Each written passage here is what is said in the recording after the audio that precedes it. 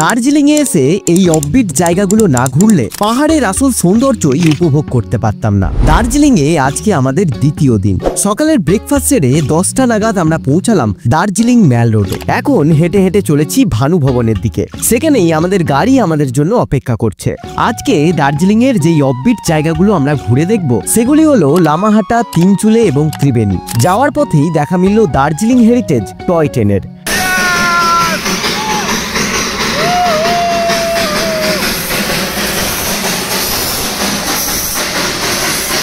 ভাগ্যক্রমে টয় ট্রেনের দেখা পেয়ে আমাদের ড্রাইভার দাদা মুকুলদা গাড়ি থামালো বাতাসিয়া লুপে। 50 টাকার টিকিট কেটে ভিতরে প্রবেশ করেই দেখলাম টয় ট্রেন এই জায়গায় তার যাত্রা সম্পন্ন করলো।